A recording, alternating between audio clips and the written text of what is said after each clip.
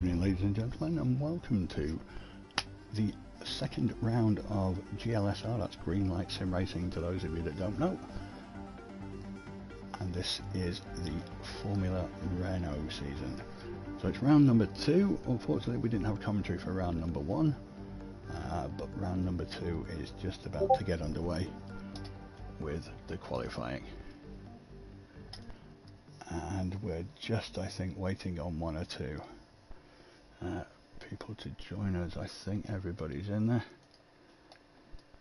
I think everybody's ready. Obviously the person in charge of the lobby is JPH there, and I think he's just waiting to make sure that everyone is up and running, to make sure that everything is fine and dandy. But obviously in the meantime, while we're waiting for that, I'll introduce myself. I have the very apt name of Motormouth V8. By the end of this you will understand why Motormouth is the moniker that I chose. It's probably rather apt, and that's being kind, because I never stop. Well, very rarely, only to breathe occasionally, hence the name. Anyway, that's enough about me. Tonight's going to be about all these guys racing, and for those of you that don't know the GLSR team, you will by the end of this. You'll have some idea by the end of this. I'll try and obviously get as much information over to you as I possibly can during the course of this race, but effectively what you're looking at here is, once we get started, we will basically be going into a 15-minute qualifying session, which will be obviously for grid position, and then we'll be going into a race of 34 laps, I am told, reliably. So that's 34 laps that we will have, and hopefully we will have some nice, close, clean racing. Obviously racing never happens without incident. I've yet to see one that's ever happened in that way, but you never know. Things don't always go to plan, do they? But we'll soon find out. We've got a few good guys in here. There's quite a few guys here who are of similar experience and skill, so I think we will have some wheel-to-wheel racing during the course of this. It will be pretty interesting. Once we get into it a little bit further, obviously what I will do then is give you some information on how round 1 went, etc, etc. I just don't want to bombard you all right at the beginning of qualifying, as JPH I think becomes the first one coming out as everyone starts flying out for the quali. So, as I said before, it's a 15-minute qualifying session.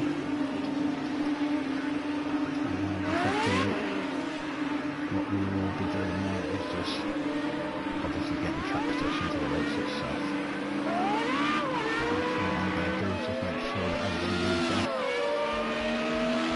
And everybody, apologies for those of you that will be able to see this camera matrix up on the screen, as it's only myself doing those things here. I have to have that because I'm going to show what angle I'm going to look at, or more to the point, what angle I'm going to show you. If I didn't have that, it could be a bit of a mess. So obviously, that's what we're doing, just to make sure. So maybe in time to come, there might be 2 of us at some point, or Project Cars will come up with some wonderful, marvellous invention that means we can get rid of this off here. Right from the start in qualifying, JPH has got himself a grid penalty. Oops, that's called I don't think I put on my pit limiter. Something I'm very good at. In fact, I'm proficient at it. I would have an A level on that putting on my pit limiter. But obviously that wouldn't matter to me because I'll probably finish last anyway. I just want to see, obviously, how the guys are going. Everyone's out and about. I'm just going to have a look at some random views here. Obviously that's still JP at the moment. Let's have a look at that. And there's also coming down and straight here, coming in towards the corner where I like to fly off wide, but just goes there. Sorry mate. That's the first bit of interesting. We've got performance impacting damage, so it's not sort of crashing to the wall, wheels go absolutely everywhere. There is obviously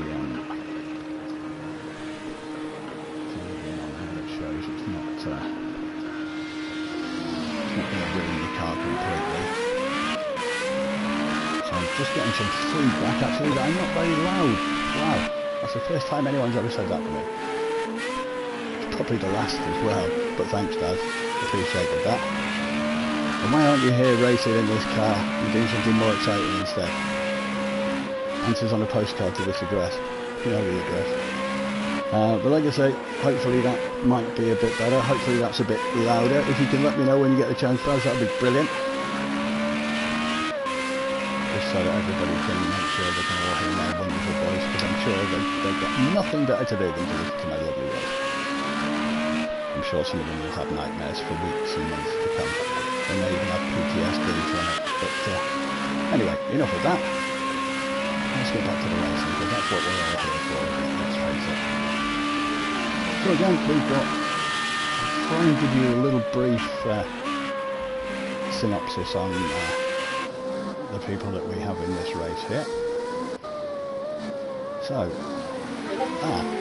as we watch GLSR Stoner decide to mow the lawn, which is probably not really what he had in mind. I'm giving everyone the kiss of death here. Everybody I go on to, they all jump straight back into the pits. So I'm not really helping people here, am I? Not really going the way, but I'm sure that will change. Like I say, these are good cars. If any of you have driven this car, it's a pretty decent vehicle. It's a pretty decent car. And he's got quite a lot of downforce, but not so much. He's probably on cold tyres anyway, but I can't see the tyres properly on here. However, let's have a look. Yeah, I'm just that's an onboard camera, supposedly. Just trying to look at different views on this particular circuit. Oh, there we go. Give Matty Kate the kiss of death. Let's have a look. Okay, so obviously watching JPH here coming up. First lap times have been put down, obviously, as you can see there. With, again, I give JPH the kiss of death. Oh, no, everybody I go on to. Come on, Fixie, maybe I won't give you the kiss of death. In the meantime, we're halfway through, like I say, and we've got the wonderfully named Bruce Lee Harding. He's just called Beer, according to that up there. Putting in a 128.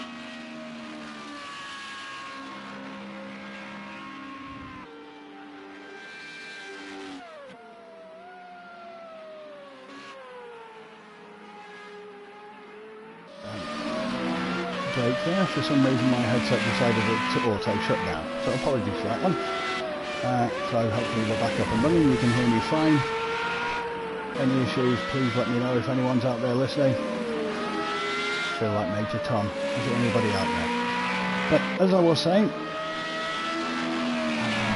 Bruce Lee Harding has now been usurped by F1 Robbie, who's put in a 128.008. Oops. As I think that was Fixie who just came into shot there. As we all look and see if anyone's stuck on the Catherine wheel at the back. Oh, it's Ferris wheel, Catherine wheel. That's more like the Guy Fawkes wheel, isn't it? Anyway, so we've got, we're 9 minutes through, we've got 6 minutes left. F1 Robbie, 128.008. That's a pretty good gap he's got to the rest of the field. That's a hell of an effort. So Bruce Lee Harding, his gap of 0.714 seconds behind him. Then we have GLSR Stoner, also known as Mystery Stoner, to those of you who have been around for a little longer. As Fixie decides to cut a bit more grass. Well done, mate. Probably not as much as I would do. And then we have the returning Matty Cake 2010, as I know him as. Who's back racing with us. Good to see. Decent racer, again, I expect him to be toward the front. And again, having battles with the rest of the guys. Then we've got JPH currently in 5th, obviously. For those of you that can see a little red thing at the side, that indicates that they have a penalty, obviously. I can see that obviously JPH had the penalty, which was the, I think, the pit lane penalty. And according to this, it's telling me that Fixie has disqualified himself for a pit lane violation. That's not disqualified from the race, let me make that clear. But it will obviously mean that he probably starts at the back of the grid. So I'm not sure there whether he has left and will come back. I'll confirm that in a moment. But I would imagine, obviously, if there's enough time left, which is about 3 minutes. I'm getting a couple of people saying they're struggling to hear me, so what I'm going to do is going to be a slight interlude. So if you are watching this back, then you're going to get all the little bouncy TV screens coming up, and they will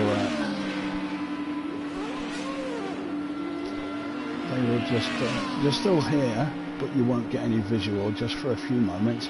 I'm just going to turn my mic up a bit and see if that's better for the guys. So bear with me a few seconds. I'd rather get this sorted now. I'll be in the race. So back in about 20 seconds.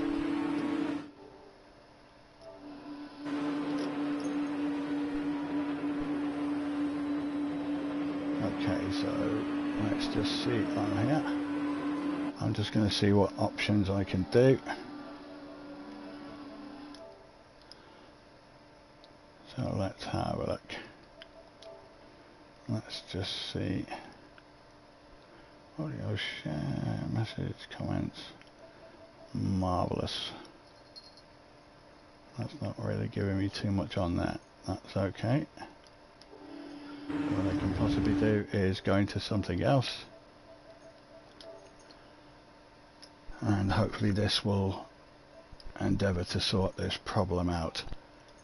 That's okay. You're just hearing my lovely dulcet tones for the moment. I'm sure they will send you to sleep. So I'm just going to go into my party settings here, adjust my microphone level, and just turn it up a bit. Not too much though, because I don't want to blast everybody out, but we'll see what goes with this. We'll head back with this setting, and hopefully everyone is none the wiser. So we'll see what happens there. So you should be getting picture back any second now, people. And obviously I will wait and see if that helps any. Let's have a look now, see where we are now, and see what difference that has made. In the meantime, while we've been away, people have been putting in some stupendous lap times. I know there were some 27s and 28s going on earlier on. And then, so looking at some of those times, they're probably around where we are. We've got Bruce Lee Harding packing in a 126.7, which is quite stunning to be fair. Credit where it's due. F1 Robbie then in 127.5, so he's still 0.7, over 3/4 of a second down on him, so that's a pretty damn good time. In third place is GLSR Stoner, that's a 1.5 second gap nearly, with Sakitto not far behind in 1.6. So most of these guys, they might be thinking about having one last run out, but if they are, they need to shift now. What we got left, 3 minutes 37, so we'll see how we get on with that. But, let's see where, again I'm just getting some feedback saying it's probably still not very loud, but we'll have a look, we'll see where we are. We'll see how that pans out. I might just go and change it again, so I'd rather do it now rather than do it during the course of the race. But at the moment, like I say, you've got Bruce Lee Harding from F1 Robbie from Matty Kate 2010, who's snuck in there with a 27.6. And then you've got GLSR Stoner 28.1, Sakitto at 28.4, JPH at 29.2, In Tango, or I'm Tango, as I prefer to call him, with a 131.2. Mr. Maverick 944 all the way from the US of A in 132.3. And Mr. NGR Taylor, Mr. G Taylor, who is trying to balance racing with fatherhood, as some of these other guys do too. Bless them. Right, so I'm still finding out that we could be a bit louder here, so I'll do this rapidly now because we've only got 2 minutes and 20 seconds of quali left. So I'll just jump back in and we'll change that again. Obviously I know you're going to lose visual for a tad, but hopefully not too long. And I'll jump in here with this and we will alter this microphone level a bit to see what difference that makes, if any at all. Let's jump back and see if we can alter this. Let's move it up a fair bit. Hopefully that will do the deed. Let's just make sure. Yeah, right out. Let's jump in. Let's go back again. Right, hopefully we're back. And then I can just get some feedback then, and we can see obviously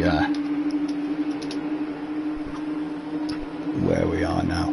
So again, with 1:16 left, we've just got one or two of the guys out there doing trying to get some last minute laps in.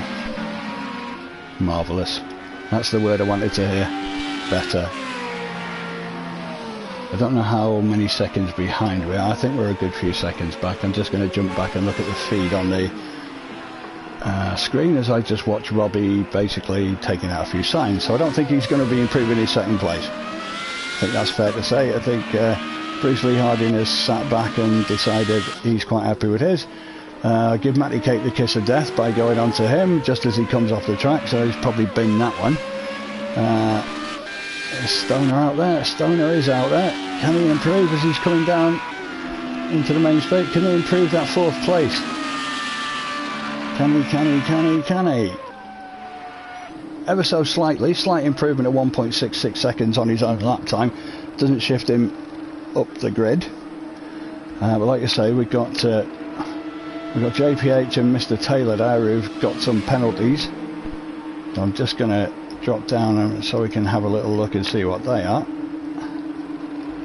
Obviously we can see those on there. So we've got one grid place for JPH, so instead of 6th he'll be 7th.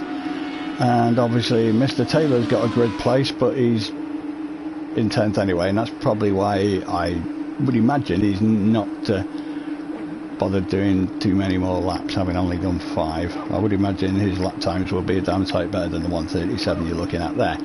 But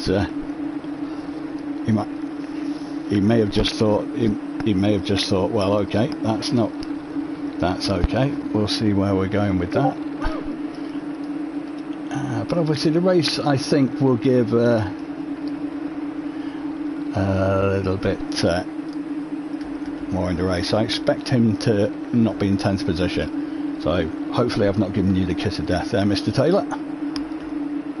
But with qualifying done, like I say, good pole position for Bruce Lee Harding. F1 Robbie with a decent, if not quite distant, second place. I mean, at the moment, going off, if you were going to equate this into a race, then Bruce Lee Harding wins with a fair bit to spare, doesn't he? But it doesn't work like that, does it? Let's be honest. That's what makes it interesting. If everything went by that, then we just wouldn't bother, would we? So, like I say, ready for race number 2 of the Formula Renault 3.5 season. Brilliant car to drive. I love these cars. But my problem is, I just can't drive the damn things. Well, I can, but not very well. Anyway, that's why I'm doing this, and they're doing that.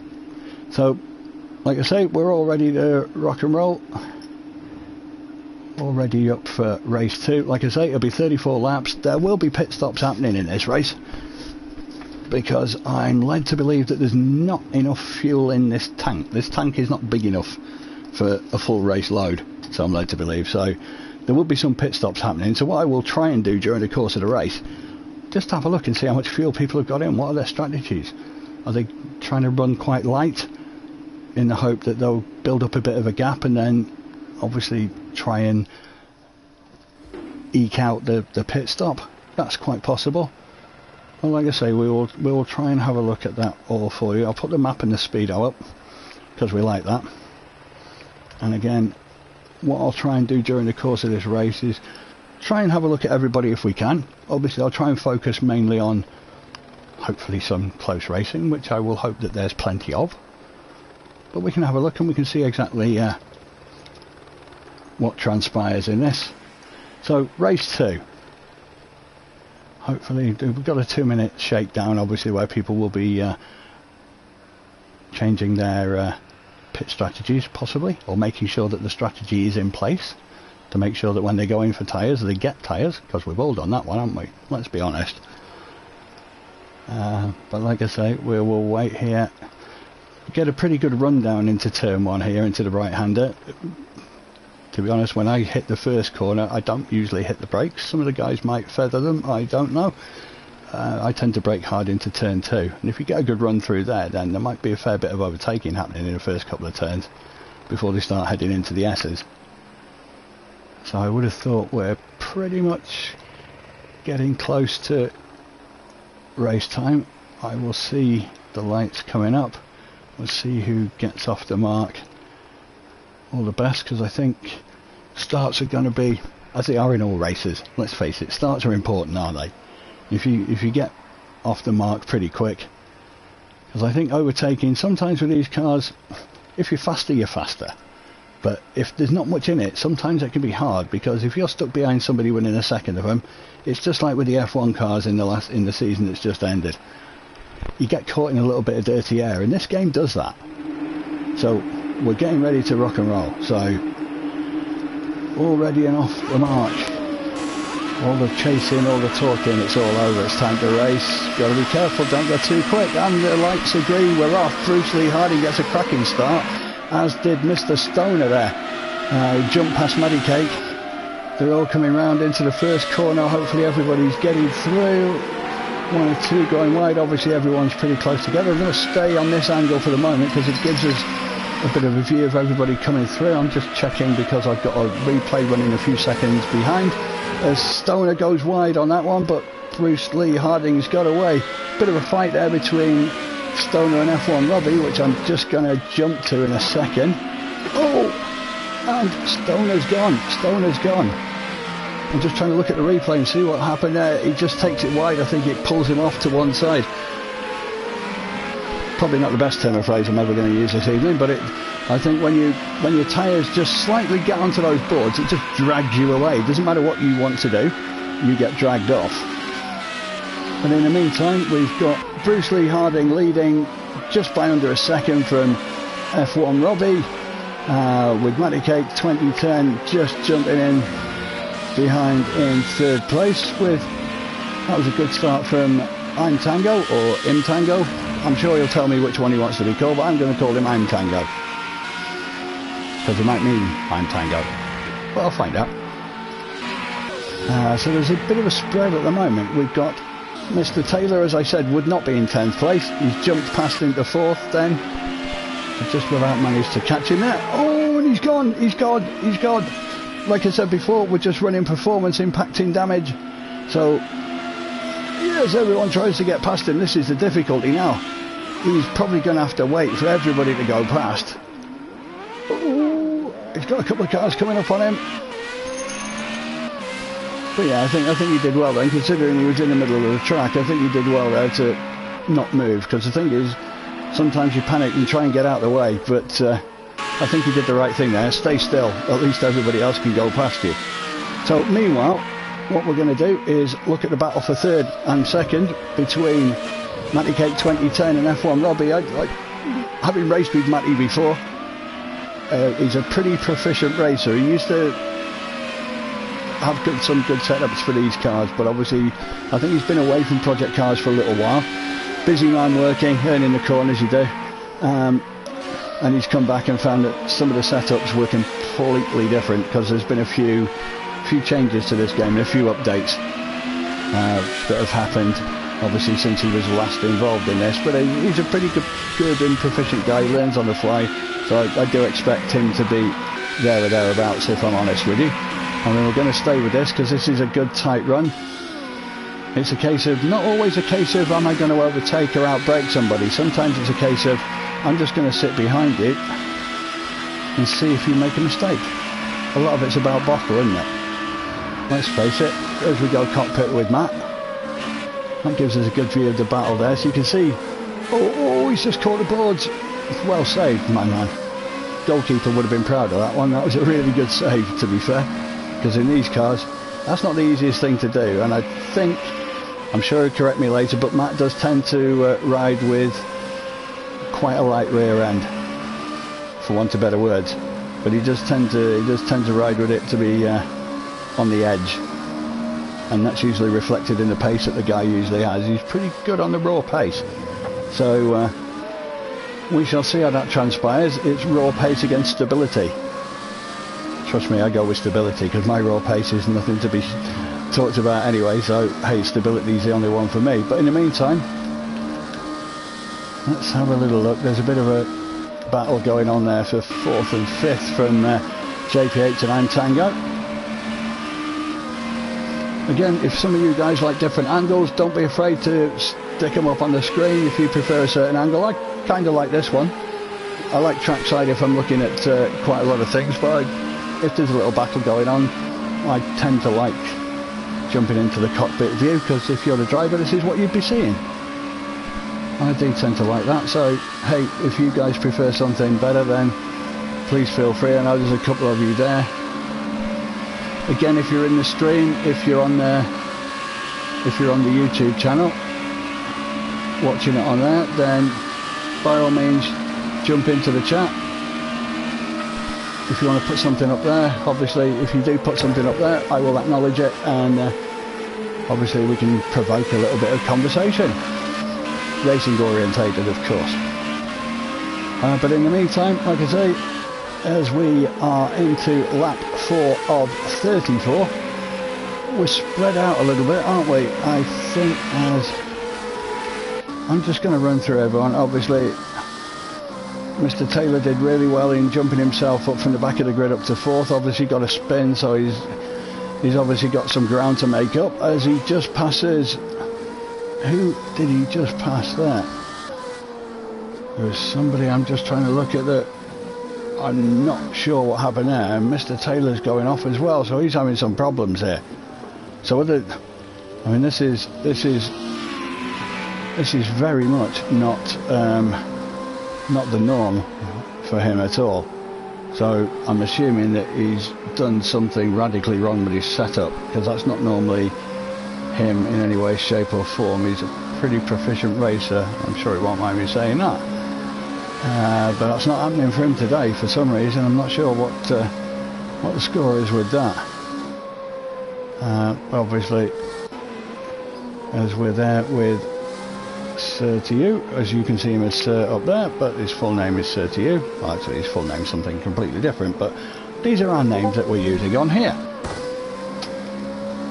So I'm not quite sure. Oh, and now I'm being corrected. They're curbs, not boards. They look like boards, Dad. But hey, if you want to call them curbs, you can call them curbs. That's fine. They just look like boards, don't they? Maybe they can be curb boards, I'm not sure. But go on then, if we're going to pacify you, we'll call them curbs, okay? Just for you. So, in the meantime, I think the moral of this story is, don't touch the curbs. Or the boards.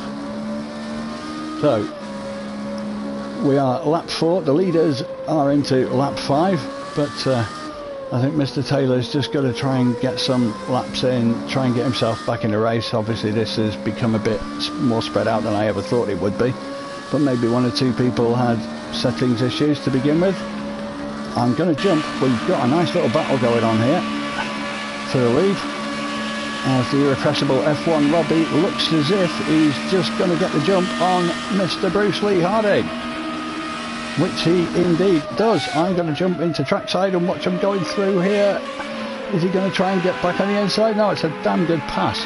That's a really good pass. Fair play.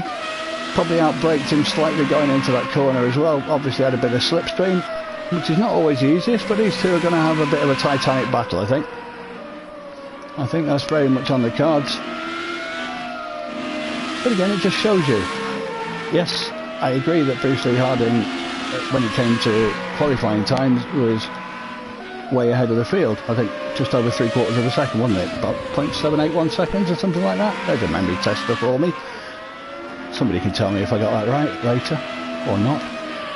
But obviously he had a big gap in the qualifying. Obviously a qualifying setup is vastly different to a race setup. I'll tell you what's interesting now that I've said it. So we can see there, just looking at the strategies that these two guys are running, as Robbie just lost it a bit there, again trying to push maybe a bit too hard. If you notice, fuel-wise, again, not trying to tell you how to suck eggs, but these are the sort of things that you look at and you think they're quite interesting. You've got Bruce Lee Harding, who for me is trying to go as much through the race as he can on one tank. Probably can't do on one tank. Whether he tries to lean it or something like that is a possibility. I'm sure somebody can tell me if that's possible, whether you can actually make that amount of fuel last for the full race. But obviously, if not, he's going to be looking at a late pit stop. Will he change the tyres? Chances are, if he's going to go that late into a pit stop, is he going to bother with a change of tyres? Maybe not. But he's got 87.7 litres of fuel. As Robbie goes a little bit wide there, trying to push it a bit too far, I think. But obviously he'll be trying his best to keep up. Also, like I said before, you'll be getting a bit of dirty air. It does affect the front downforce. You lose the front end in this thing. You're going to do really well to save it, let's face it. It's a pretty tough gig to try and do that. But like I say, there's a 1.4 second gap now between Bruce Lee Harding and F1 Robbie. So Bruce Lee Harding, as you can see, 86.4 litres. He's going to go most of the race with that. Compare that to Robbie, who's got 48.2 litres. So you can see quite readily from there, even if these two guys stayed head to head all the way through like this, Robbie's decided to run a little bit lighter, obviously with about 40 litres less fuel to carry around. So he's decided to run himself a little bit lighter, go for an earlier pit stop. He might do a change of tyres. They may have set off on hards, because I'm not sure what the track temperature is. And that's one thing I don't get to see on here, which is a bit annoying, because it'd be great if I could see it. If somebody knows a way that I can see it, that's great. Please let me know. I'm always open to finding out some new info. But obviously, if they've gone out on hards, if you were going to go for... you might gamble on going out on hards to begin with, going out a bit lighter, maybe changing your tyres and going for softs for the last third of the race, knowing that they're going to burn away quicker, but you might actually gain a bit of time. That's what strategy's all about, isn't it? It's one of those things. It's depending what works better. I think the average tyre change is about 16.6 seconds in this game. The pit lane here at Sakitto, as Project Cars calls it, because they couldn't get the licence for the proper circuit. That's why you don't have a chicane at the end, if you're wondering. But obviously, that's one of the reasons why. So, as we see here, we've already got Matty Cake in the pits, and whether that's for a bit of damage or what, I'm not sure, because it's pretty early doors otherwise. Or he might be looking at it thinking, I went out on the wrong tyres, or something maybe up there. Because obviously, pitting in lap 8 is a bit early. There's a few penalties out there as well, by the look of it. So, let's have a recap then. We're lap 8, we're just nearly 25% through the race. So we'll jump in. At the moment, we've got in, bringing up the rear is JPH. I'm sure he won't be staying there, but again, this has probably opened up quite a bit more than I thought, maybe a bit more than a few other people thought as well, because I think there were one or two spins in the beginning, and maybe people just getting used to certain things with this car, I'm not sure, but it just seemed a bit odd. There were quite a few going off the track. We've got G Taylor in 9th place again, somebody who earlier on in the race had a few issues there. I mean, we've got a few pit stops that have kind of gone on here, haven't we? Robbie has, Maddie's made one, Bruce Lee Harding. So unless they're thinking of running on softs in the beginning and then running on hards later, I'm not quite sure. That's something I'd be interested in finding out. Pity we don't get some two-way on this, but yeah. We're men, we can't multitask, can we? So in 8th place we've got Surtier again, who I think came across early doors. I think everybody did, bar the first few, didn't we? I think he had one or two issues in the beginning. But obviously he's now trying to chase down Maverick in 7th.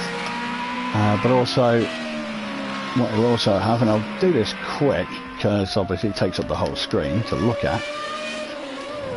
There you go, Maverick's got a 2-second penalty, Fixie's got a 2-second penalty, NGRG Taylor's got a 10-second penalty, which was, I believe, was the pit lane one from earlier, but correct me if I'm wrong. So obviously there's a couple of seconds in there. So let's jump in just as we've got a couple of battles going on there. We've got Matt was having a battle with GLSR Stoner, but he's making a pit stop there. In the meantime, the front two are having a little bit of a ding-dong, aren't they? This could be quite an interesting battle, these two, because at one point Bruce Lee Harding managed to get about 1.5 seconds in between him and Robbie. Robbie's eked away and pulled that one back. The danger is, like they say, when you get within 1 second, you get this virulent air, dirty air, call it what you want to call it, but basically it does affect the downforce on the front, which is pretty realistic, I'm sure you'll agree, and that makes it interesting. So at the moment we've got Matt and Fixie in the pits. Again, probably performance impacting damage. It does affect you, even though it's not like full damage. It does exactly what it says on the tin. It is performance impacting, and depending on how much you've got, it could become quite difficult. So it's probably easier in a race of this than to head into the pits. In the meantime, let's jump in with F1 Robbie, and let's jump into him here as he's trying to chase down Bruce Lee Harding. I always think it's easier to be the chaser than the chasee, if you see where I'm coming from. So it looked to go wide here, and again I will try and jump down as we head towards the bottom here. Robbie just holds out there. Again, a good pass. It's exactly the same place where he passed, I think, on lap 2 with it. That's a test of memory, isn't it? As I'm getting older, memory ain't the same. But these two guys way out in front, and that's no disrespect to the rest of the field, but these two are in their own race at the moment. It's theirs to lose. The front 2 podium places, barring a disaster, I think are taken as we reach pretty much the 33% mark. We're a third of the way through, lap 11 to 34, and again you've got F1 Robbie leading by 0.382 seconds from Bruce Lee Harding. I think that's probably going to stay the same, barring some sort of impending disaster, until the end of the race. In the meantime, the battle for the third podium place, it's basically you've got On Tango, who's 13 seconds behind these two, as we look at Bruce Lee Harding looking to see if he can make any inroads here. He's having a look, he's going to try and outbrake him into this. Again, on the original licensed track you'd have a chicane there. On this one we don't. I think that's one of a couple of differences. In the meantime, Robbie managed to pull away a little bit there, so whether Bruce decided to just with the line he was coming in, he might have needed to feather the brakes a tad. So I don't think he had the right line coming in there, because he was trying to look at a pass, which obviously took him off the racing line that he would normally have run with. So these two are going to be battling out for a while. Don't want to be rude to everybody else and miss them all out, because there's more than 2 people in this race. So while there's a little bit of a gap, I will take a gamble in a moment. I'll just stay with them for a minute, because that gap's just reduced ever so slightly. And we're just going to change. We're just going to have a look. Oh no, not from that angle. We don't like that one. Oh, Robbie's. What have you done? What have you done? Again, that's pushing it too much. That's easier said than done, I admit, but that's probably caused him a fair bit of damage, so I'd be expecting him to be hitting the pits, which again changes the dynamic here. Obviously for Bruce Lee Harding, that's all these Christmases come at once. I think that's pretty much stay out of trouble and it's all yours. However, it's easier said than done. It's coming up on here telling me that he's making a pit stop, so whether that's telling me that he's going to be making a pit stop, judging by the way he's coming into here, no, he isn't. It lies. So We've got Bruce Lee Harding into lap 12, into now lap 13 of 34 with a very commanding 12-13 second lead. Yeah, Robbie's gone into the pits. Again, like I say, it's performance impacting damage rather than complete cataclysmic disaster. However, it does still have an impact, literally. Henceforth, impacting damage. If you hit a wall hard with your nose, chances are you're going to break it. Anyway, so Robbie has now been taken over by I'm Tango, who is here into second place. So he's 18.8 seconds behind the leader Bruce Lee Harding. We're going to have a little look through the rest of the field. JPH is not getting any better for the lad today. If this was in a rally car, trust me, he'd be at the front. I'm sure he won't mind me saying that. I'm sure nobody else minds me saying that. He's rather proficient in a rally car. That's pretty much his forte as I think that was... No, it wasn't Fixie taking out the signs. It wasn't Mr. Taylor either. Nor was it Matty Cake. Nor was it Mav. It certainly wasn't Sir to You. It wasn't GLSR Stoner. It wasn't Robbie because he's in the pits. It was Mr. Tango, wasn't it? Oh no! What are you doing? He's still got a fair gap, but I would imagine that would involve a fair bit of damage. So I think there's going to be a trip to the pits. I think that's fair to say. So pretty much, he's just gone past him. Is that Fixie just going past him? Yeah, it was.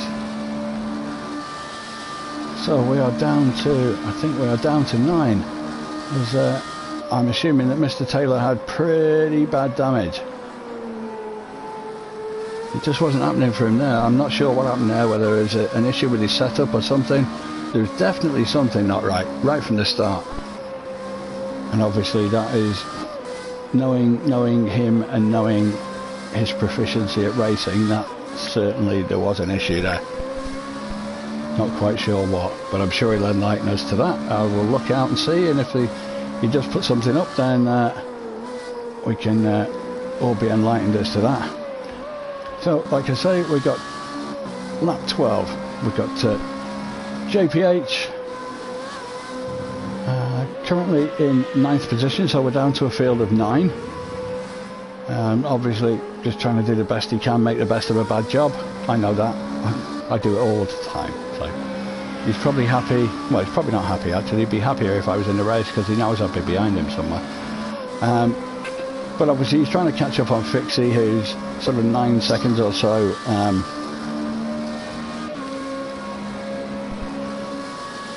gap there. I'm just reading out what Mr. Taylor's just put up on there. Yeah, I'm not saying car was not right at all, couldn't drive it. It looked as if there was some issue with the setup there, as if it was totally, completely and utterly wrong.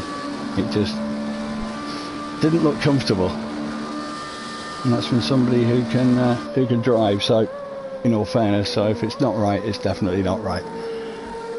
So in the meantime, you've got Mav, who's come into the pits and tried to kill his pit crew by the look of it, but he didn't kill them. It's okay, they're not dead.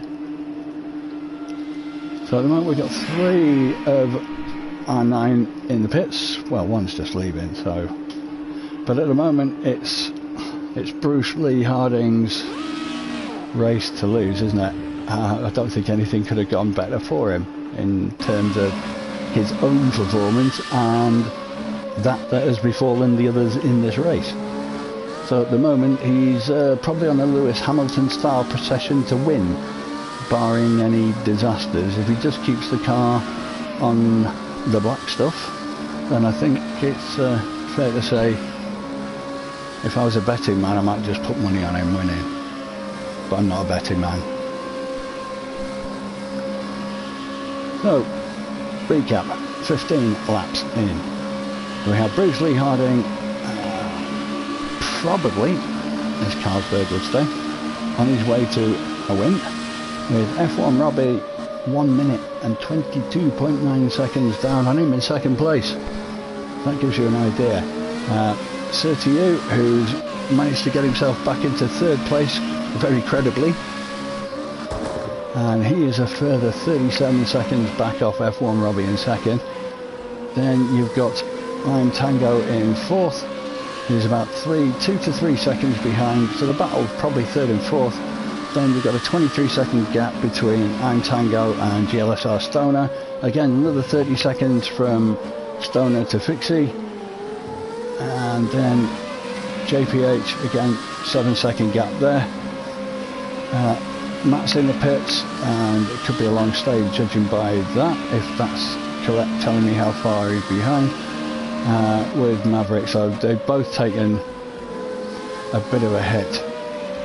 And I know that Matt had mentioned some things earlier on about saying how much this car had changed for him from the setups he was used to, and that's maybe been borne out tonight.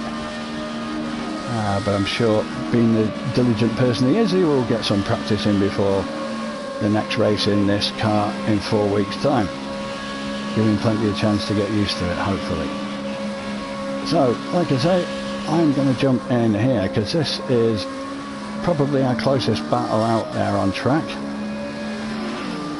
And no, I'm not mugging you off, it is the closest battle out there on track. There's a 4-second gap between Sakitto, who's just coming out of there, and I'm Tango. There you go. We've got a visual now. So if that doesn't spur him on, I don't know what will. Nothing better than getting a visual of somebody you're chasing. There's nothing worse than just having track in front of you and you can't see a thing. It's almost like you're racing on your own. But I think this race has become very, very spread. I think that's putting it mildly. Certainly far more spread than I thought it was ever going to be. I thought we were going to get some quite close wheel-to-wheel racing in this one, because there's not a lot between a few of these guys. But again, there are some things you can't legislate for, and that's going off the track, crashing, damage, pit stops, etc, etc. You all know the drill. So like I say, 17 laps in for the leader anyway. We have got Mr. Bruce Lee Harding, who has kept his lead of 1:22 over F1 Robbie, who's then got a lead of 33 seconds over Sakitto. And again, the closest battle on track is between Sakitto in 3rd and I'm Tango in 4th, as you can see here. So again, that'll be spurring I'm Tango on to try and catch up with Sakitto. So looking at his fuel there, so I'm Tango's got 66.3 or 66 litres now of fuel, so I think it's fair to say he ain't going to be making a pit stop, not unless he has damage or anything like that. And obviously he's gaining here, so his tyres are obviously in decent nick. Shame we can't look at the tyres, that'll be really good. It'd give us a really good take on where they were. Obviously DRS is enabled in these cars, but effectively you can put DRS on anywhere. It kind of defeats the object a little bit. So everyone's got DRS.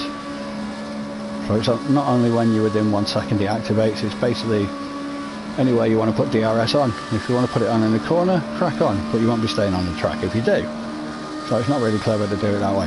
So our race leader Bruce Lee Harding has gone into the pits and is coming back out, still with the lead very much intact, and coming back out, more importantly probably for him, into a clean track. He's got some other cars in front, but they're quite a bit in front. There's nothing that's going to slow him down, let's put it that way. So let's get back to I'm Tango heading in behind Sakitto. I'm looking, right, Sakitto's got 56.8 litres of fuel, so chances are he's probably running to the end of the race too. Looking at his oil temp, 221. Oil temp's a bit higher than I'm Tango's at 196. Again, as I'm Tango's putting on his, activating his DRS. Sakitto's not activating his DRS, that's interesting. If you can see on the speedo there, I'm expecting that DRS light to light up. There it goes, he's activating it now. So whether he's trying to save it, I don't think there's any limit to what DRS you can use on these. You can pretty much put it on whenever you want. And again, you think he'd still be using it now, because I would imagine that I'm Tango's got his on. Yeah, he has. Which is obviously why he's gaining. Because again, Sakitto will probably have it on now. No, he hasn't got it on in the straight. And considering he's not using DRS, he's got pretty damn good pace, to be fair. but he needs to be using that DRS, otherwise I'm Tango's obviously going to have, I won't say an unfair advantage, but he's going to have an advantage of using DRS, isn't he? That goes without saying. If you've got a car with and a car without, then the car with is obviously going to be the one that's better placed, and certainly he's got the more power under the bonnet. So, unless he just doesn't like it, that'd be interesting to find out, because on some circuits DRS is going to be pretty much a staple diet. This being one of them, if I'm honest, because there's quite a lot of areas where you can make DRS work for you here. Like again here, I would be expecting DRS, apart from corners, I'd be expecting DRS to be activated everywhere, because it automatically on these, if you don't know, as soon as you touch the brakes, DRS will disengage. So all you do then, as soon as you've hit the apex and you're coming out the corner, you're back on that DRS button, which he's got it on now, but probably not maximising that as much as possible, which again, he might not be used to DRS, and he might not realise that when you're hitting those corners or you're feathering that brake, that DRS is going off. So we need to be hitting that all the time, because I think in all fairness, I think he would be faring a lot better with if he was using that to its maximum, because he's doing pretty good without it. So obviously F1 Robbie has gone into the pits, so Sir to You has managed to get himself up into second place, which is quite phenomenal really, considering where he was a few laps back. This tells you how a race can change. If you ever wanted to know how a race can change, this is it. In the meantime, we've got a little battle going out towards the back of the track, which is between Matty Cake 2010 in 7th place and JPH 99 in 8th. Ooh, they just had a bit of a wobble. I'm giving everyone the commentator's kiss of death tonight, aren't I? Every person I go to, I think I'm trying to kill them all. I'm not, honestly. But let's just see. So I've got I'm Tango, who's now gone into the pits. You look at how these positions have changed during the course of this race. It's phenomenal. Apart from the leader, Bruce Lee Harding, who I think has probably been in from, apart from Robbie getting past him a little bit, he's been in from right from the beginning, from lights out. Everybody else has changed position massively.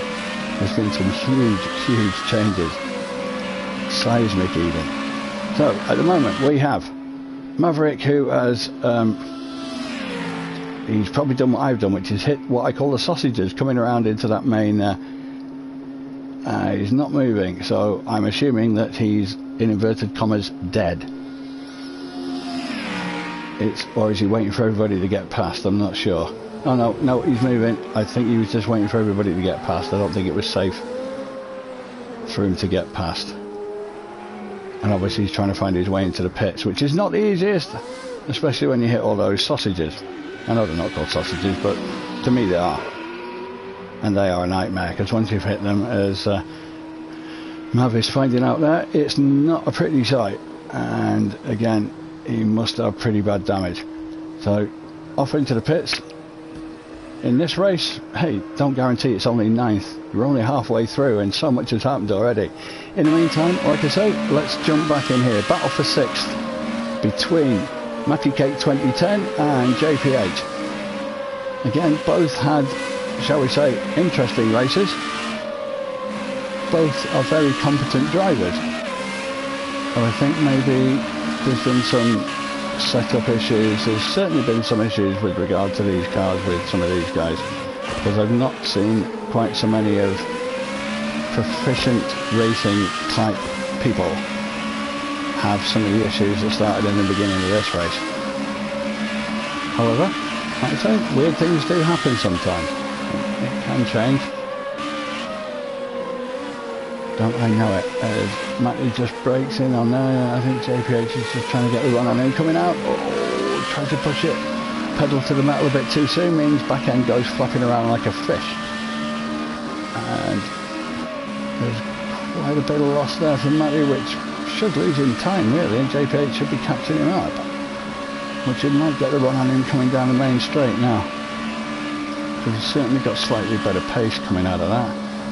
RPM, 165 is to 167, 170 is starting to get the slipstream now, but I think Matt's far enough ahead to hold his place. Depends on the braking coming into this corner. Depends how you're braking coming out of here now. Matt had a bit of a wobbly line, but he managed to get out okay. I mean, it'd be interesting with these things. I don't know how many people, whether they're just pitting for the fuel to obviously fill up the slight extra fuel, or whether they are putting in the tyres as well, which I say is usually around about 16.6 seconds. That's physically for the tyre change. There or thereabouts. Plus obviously the pit lane here is not the shortest, is it? So it's got to be at least a good 30-35 seconds of pit stop at best, I would have thought. And talking of pit stops, we've got Sakitto and F1 Robbie, who've both just been in the pits. Well, Sakitto's just come out, obviously F1 Robbie's just going in.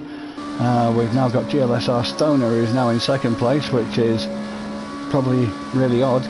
Again, I think everyone's had an interesting race, shall we say, for want of better words. I don't think I've seen so many huge fluctuations in position as I have in the first 22 laps of this race. It certainly has been interesting in that way. And again, if you ever wanted to have a reason to not rage quit, I mean, I don't know anyone who rage quits anyway, but if I did, if you want to know a reason why not to, this is it. Because I don't know how many people have been in last place in this race who are now slightly further up the grid, i.e. second, third, fourth, etc. So, hey, never say never, as a certain Bond film says. So, we have Bruce Lee Harding, who is romping away with what looks like a winning race too. But again, take nothing for granted. One bump can change all of that. We have then GLSR Stoner, who is into second place, and I would imagine he's probably happy as a pig in you know what to take a second place out of this, because I think about 10 minutes ago I don't think he was thinking of anything like that. But it is what it is. It's a second place, and if he holds on to that, that'll be a very creditable second place. He's got 1 minute and 2 seconds over Sakitto in third. Again, if he finishes there after the start he had, again, a very, very creditable effort, to be fair. But again, I'm looking at fuel there. Sakitto's got 85.7. Wow. They probably fueled him when he didn't need it, but that's okay. It's, again, if you look at that and you look at GLSR Stoner with 43.5, I'm assuming that's enough to finish the race with 11 laps left, so I certainly would have thought so. So that's probably not going to help Sakitto. He may have probably made an extra pit stop that he didn't want, obviously in the beginning, and chances are they filled him up with a load of fuel that he didn't really need. So he's probably got 2 lots of fuel and he only wanted 1. But again, you try adjusting these things on the fly. That's one thing I'd love them to be able to make easier in this game, to be able to change those pit settings on the fly. You can do it, yeah, but it's damn awkward. I tried doing it. It usually involves in either crashing or just parking at the side while you change it. So an easier way of doing that, please. Slightly Mad Studios. That would be a good thing. We would be happy with that, very much so. Anyway, in the meantime, we don't have it. So let's have a look at everybody. So we've got Maverick, who's gamely carried on after that what looked like a rather debilitating crash. But again, 9th place, still got points for it, so I'm not going to say points mean prizes. I'm really not. You can all think that one. Well, like I say, in 9th place, looking at his last lap time was 134.2. Again, DeFixie, who, again, by his own standards, probably hasn't had the greatest of races, but I don't think he's the only one there. In all fairness, it's been eventful, hasn't it? Let's be fair. But he'll probably improve. Unfortunately for him, the improvement might come a bit too late, but he's got, what, 11 seconds to try and catch up to JP, so there's always a possibility there, you never know. And then we jump into JP, who is Still trying to chase down Matty Cake, even though this I'm not getting the graphic to tell me that they're close by. I can see that there's only about 1.3 seconds between them, so we should be getting that graphic, shouldn't we? Come on, Slightly Mad Studios, get it sorted. But I think this is where the battle is at the moment. I mean, you might have a battle coming up soon between, for 4th place, between I'm Tango and F1 Robbie. I think 30U is 20 seconds ahead of I'm Tango. He might be ahead enough, that might be a big enough gap to secure 3rd place, but you never know. One little spin, one little, as this race has already shown. It's the only thing that's predictable is the fact that it's unpredictable. I think that's fair to say. Predictably unpredictable? Can it be that? Can now. Which is nice. Don't wish auto racing was unpredictable like that. So, in the meantime, we had I'm Tango and F1 Robbie. I'm Tango is possibly buckled under the pressure. Oh, and he was having such a good race as well. Yeah, that's a sickener. What's he doing? I think he's just making sure he's got a pit limiter on. I think you're going slow enough there. Yeah, making sure he had the pit limiter on, that's okay. So that's blowing it for him. He was doing really well there. So obviously you've got Matty Cake into 4th, you've got JPH into 5th. So they're now battling for 4th and 5th rather than... Again, this is just showing how crazy this race can be, because a few laps ago, JPH was plumb last. And looked to be pretty much well bedded into plumb last as Matty goes wide. Matty goes wide onto the gravel, which obviously has cost him quite a few seconds. JPH says, thanks very much, I'll take that off you. And Matt brings himself back in. So again, lap 24 of 34, Matt goes a bit wide there, he'll lose a bit, he'll pay for that. Lose a few seconds off that one. Oh, that back end is looking really rocky.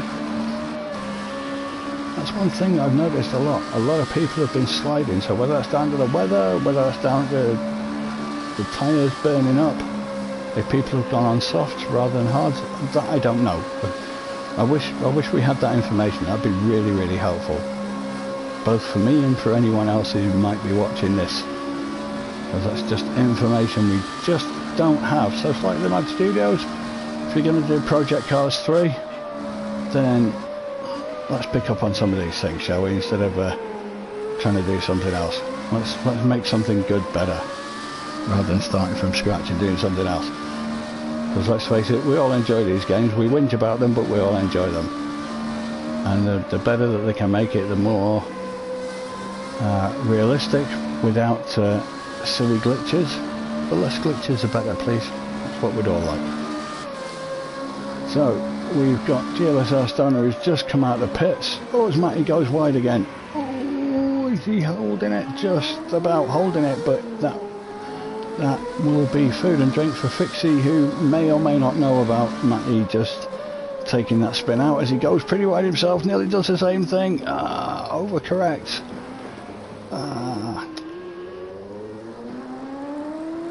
He did quite well in the end, to be fair. That could have been a bit worse. As he spun off towards the wrong way, at least he managed to try and hold it, tried to turn into it as much as he could and tried to keep it there. So fair bit of decent driving there. But he's got now 15 seconds to make up if he wants to get close to Matt.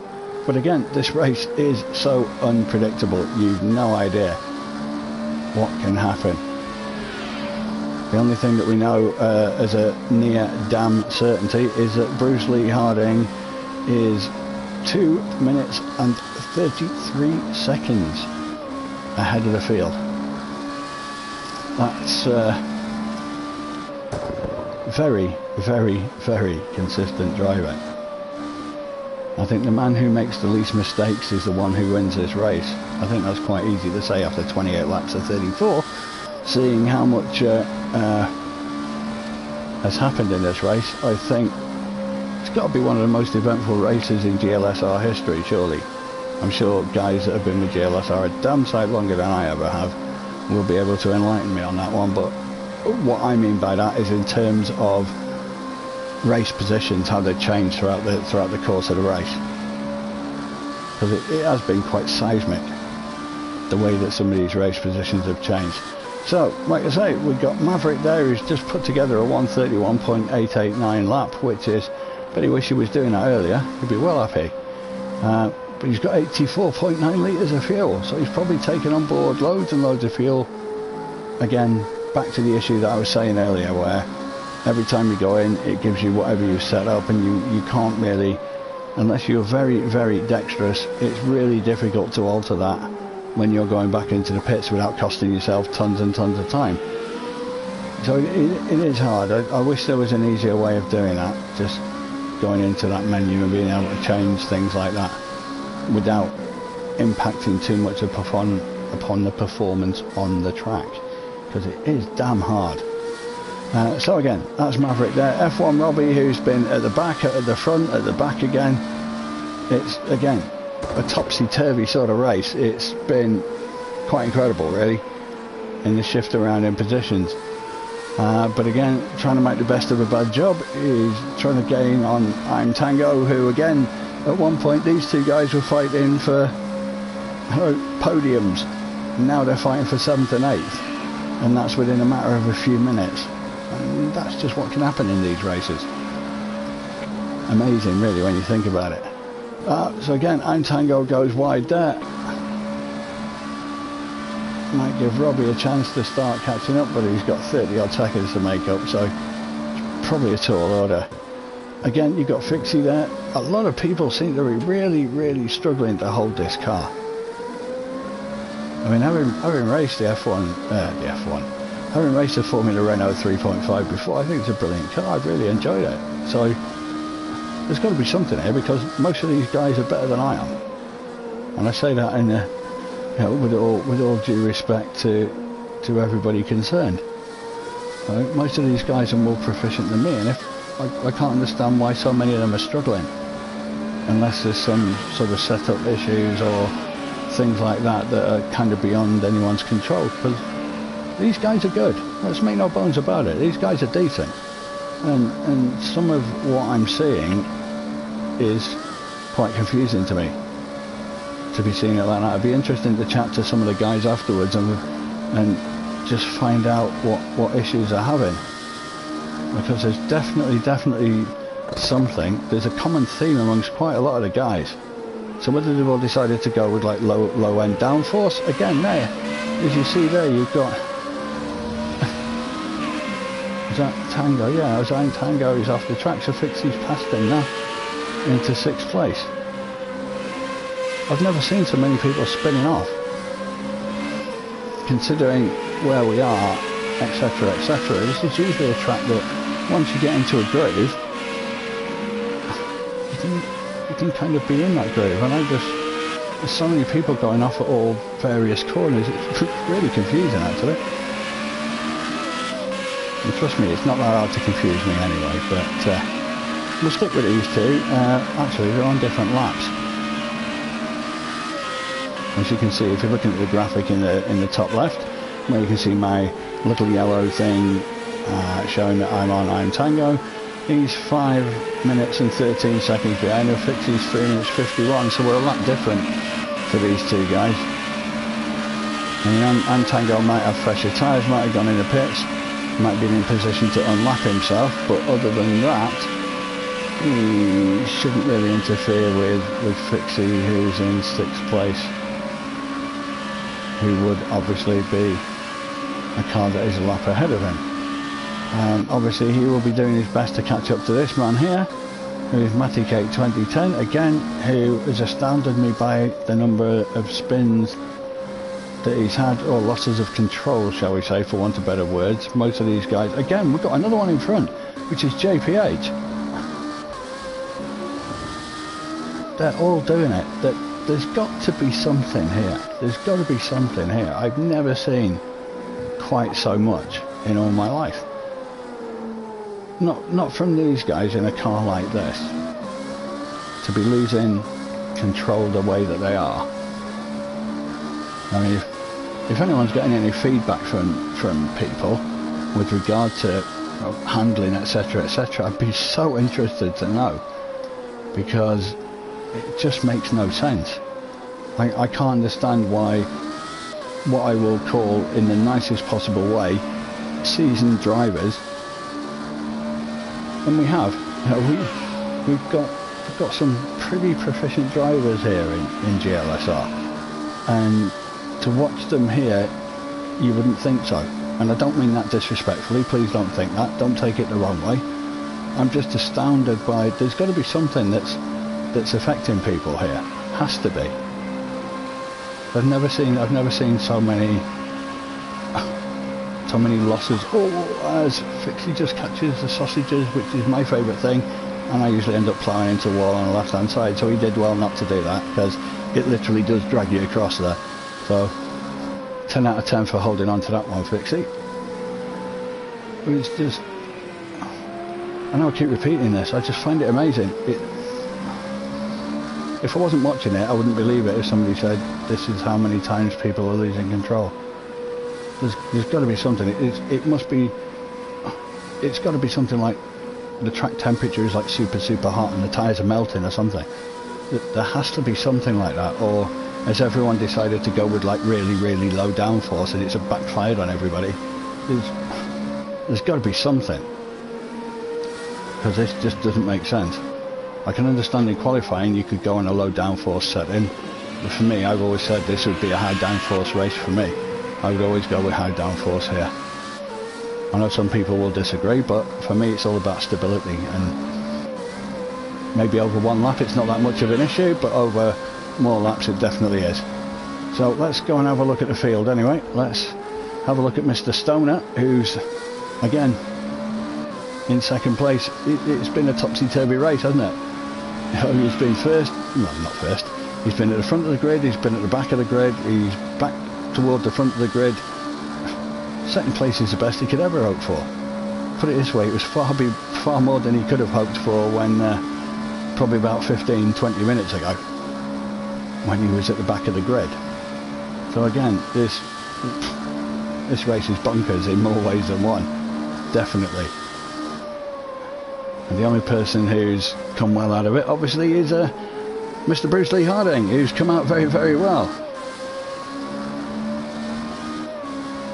Obviously, you know, to be 2.5 minutes bar the field is A, very good from him, and B, amazing that nobody else has actually got near him at all. Apart from Robbie in the early part of the race, obviously, knowing Robbie, like I've said before, the guy's got good pace. I know Robbie's got good pace. He always does have, to be fair to him, whatever car he's in, he's always got decent pace. But this has been a procession. I don't think that's unfair, because it definitely has been a procession. It's been imperious as that's I'm Tango, I know that's his car because it's the blue one. As he goes there, I just can't believe the number of tail spins I have seen in this race. Again, looking at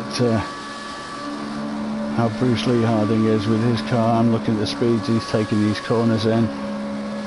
Speed-wise, he's pretty much running the same as everyone else. I think the main difference that you can probably put on the table here is I don't think he's crashed.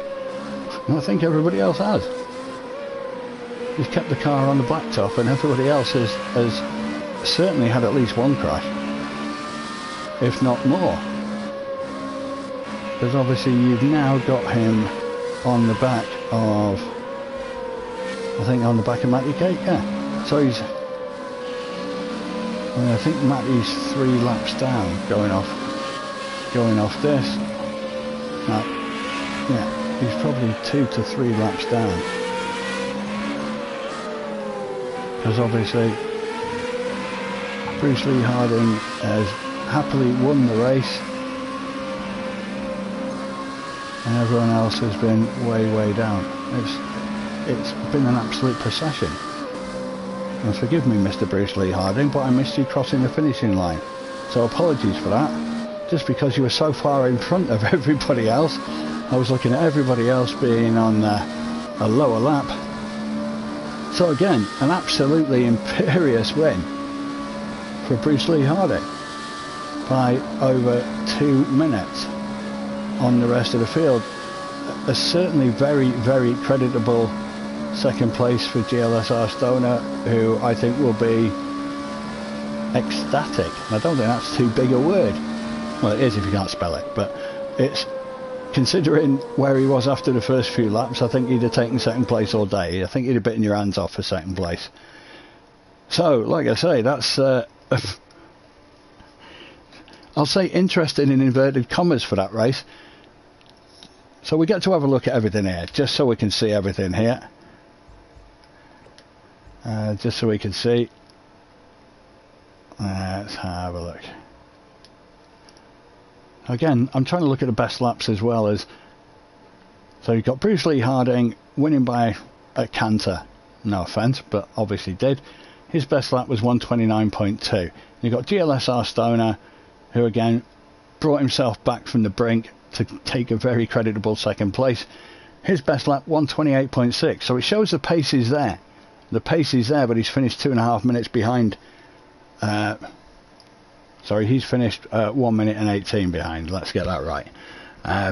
Then you've got Sertiu again in the same manner, a very, very creditable finish, because partway into the race it wasn't looking great, was it? So again, to get there, a really, really good third place. I'm sure he'll be happy with the podium out of this. I think all the guys will be happy to have finished. And JPH again, somebody else who was at the back of the grid at one point, gets himself back in for fourth. Matt comes in for fifth. Fixie again takes in the sixth, having been at the back of the grid at some point. Has everyone been last in this race at some point? I'm not sure. It must be one of those races where it's had the most people in last place. It's crazy. That's one of the craziest races I've ever seen. Anyway, like I say, hope you enjoyed it. My name's Motormouth. You're going to hear a lot more from me, even if you don't want to. Tough. But like I say, at the bottom of there, you can see at the bottom of the screen the ticker tape there, saying obviously we are GLSR. We are the home of fun, competitive, clean racing.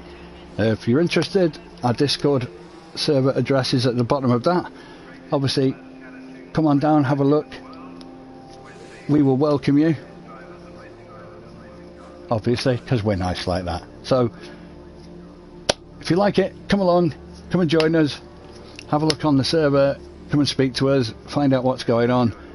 And if you just want to watch, and you just like to watch a bit of sim racing, then same time, same place next week. And obviously we're using a different car every week. Well, every 4 weeks we got the same cars, so we do a little bit of everything. So come and have a look on the website, come and have a look on the Discord, and we'll see you soon. Again, from me, Motormouth, have a very good evening.